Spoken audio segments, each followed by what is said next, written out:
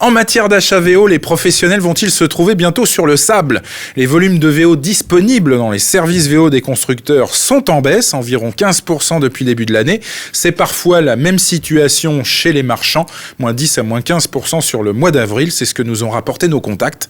Alors, les achats, la pénurie en tout cas, nous guette-t-elle ? Xavier Morvan, chez Saint-Herblain Automobile, vous voyez la vie en rose ou pas ? Ou est-ce qu'on est vraiment dans une réalité ?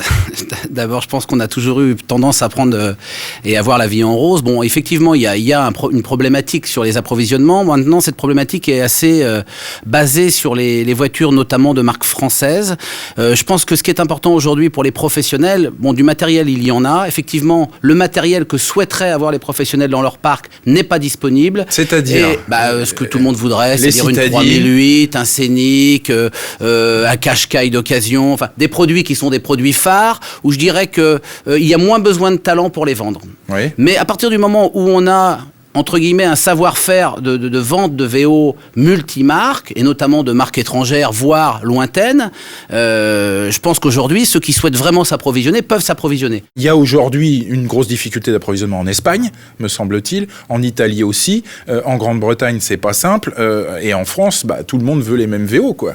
Très compliqué comme situation. On va dire qu'il y a une problématique. Cette problématique est assez simple. Il y a effectivement de nouveaux acteurs, et je pense surtout au réseau de concessionnaires et de distributeurs de marques, qui sont des opérateurs qui aujourd'hui sont en train de développer leur activité VO, qui ont une politique d'achat qui est un petit peu différente de gens comme nous, puisque nous sommes des grossistes, c'est-à-dire que nous approvisionnons des dealers, c'est-à-dire des gens qui vont revendre à des particuliers, et donc il y a un fossé qui se creuse, en matière de prix, puisque eux, ils vont directement vers le client, nous sommes intermédiaires. Par contre, ça a aussi un côté positif, parce que ce sont souvent des gens qui travaillent de façon, on va dire, périodique, ou un petit peu à des moments précis de l'année. Et puis après, il y a une autre chose très importante, c'est aussi la capacité d'achat de très grosses flottes. Vous êtes en train de dire que finalement, il y a de la place que pour les grosses structures aujourd'hui ? Non, j'ai pas dit ça. J'ai dit que les grosses structures devront acheter plus gros à des moments précis, peut-être où le marché est un petit peu moins saisonnier. Christophe Lepivert, partagez-vous ce constat ? C'est-à-dire aujourd'hui, il faut savoir vendre autre chose parce qu'on ne trouve pas tout à l'achat. Oui, c'est vrai. Ouais. Alors moi, je suis avec Oscar, c'est vrai qu'on est davantage sur les constructeurs français, donc là, vous avez parfaitement raison. Ouais. On n'a pas du tout aujourd'hui proche de la France. Là, je rejoins vos propos aussi. Espagne, Italie, c'est extrêmement difficile d'avoir des voitures françaises. Voilà. Et donc là, on rejoint un petit peu ce que disait Xavier Morvan aussi.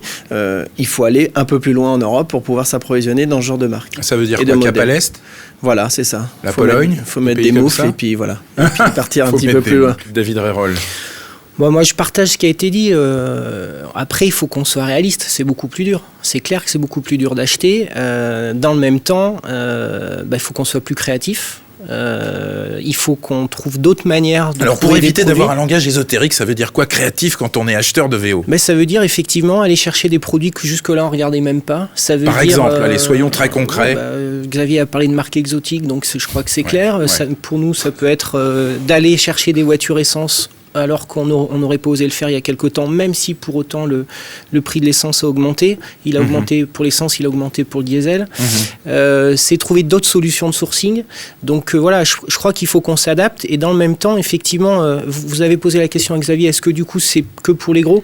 Ce que je crois quand même, c'est que les acteurs qui achètent de manière régulière et de manière sérieuse continuent de trouver des produits. Oui, parce qu'il y a le relationnel qui est fondamental dans ce métier. Hein. Donc je pense que quand et on la fait le pérennité métier... de ce relationnel. Quand on fait le métier correctement et sérieusement depuis des années, j'ai envie de dire qu'il n'y a pas trop de soucis. Qu'en revanche, à court terme, on ait des difficultés et qu'effectivement, on ait du mal à trouver des 3008, des 5008, des Qashqai, c'est une évidence. Néanmoins, on arrive encore à approvisionner, on arrive encore à vendre, donc ça va. 2 mots de conclusion, Dominique Alain, puis Xavier Diry. Je pense qu'il faut parler de conclusion. Là, on parle de véhicules récents pour lesquels nous avons beaucoup de respect, qui représentent tout de même 10% du marché. Hein. Il y a tout de même, quand on parlait de créativité tout à l'heure, pour les professionnels qui nous écoutent, qui ne sont pas obligatoirement des gens qui font du véhicule récent, mais aujourd'hui, l'enjeu aussi, c'est d'aller sur des véhicules plus anciens. Et là, des véhicules plus anciens, plus anciens, il y en a. Les marques l'ont compris déjà, hein, avec les labels Primo pour les uns, Prix Futé, Secondo pour les autres. Voilà. Et donc l'enjeu aussi, c'est d'aller sur ce marché des véhicules un peu plus anciens. Les véhicules un peu plus anciens, il y en a tout de même pas mal à vendre. Enfin, je pense que je parle sous le contrôle de Xavier. Puis oublions pas aussi que pour faire du sourcing, il y a des achats. Il y a des achats et puis il y a des reprises aussi. Et ça, c'est un des sujets qui est fortement oublié au niveau des concessionnaires. Exactement le sujet sur lequel je voulais aller. Le problème n'est pas tant un problème d'approvisionnement en B2B, mais un problème d'approvisionnement C2B, c'est-à-dire la reprise. On a un phénomène majeur sur la reprise qui est pour moi dû à un cocktail à 3 ingrédients détonnants. C'est la première chose, aujourd'hui les acheteurs vont sur Internet, les particuliers vont sur Internet et les vendeurs qui ont un VO d'occasion, le particulier, il a très bien compris qu'il pouvait le vendre sur Internet. Ensuite, il y a on atteint une très forte visibilité du prix de transaction. C'est-à-dire que le particulier qui veut vendre, il sait regarder à quel prix il va pouvoir vendre. Il y a des outils aujourd'hui qui sont en tout cas lisibles. Je ne jugerai pas de leur qualité. Donc compétition entre les ventes entre particuliers bien et sûr. la reprise. Et troisième phénomène, le réseau, évidemment. Troisième phénomène, les réseaux n'ont pas travaillé très fortement leur capacité à pouvoir reprendre. La capacité du vendeur VN à savoir faire une reprise, la technicité de la reprise, elle n'est pas au VN, elle est au VO.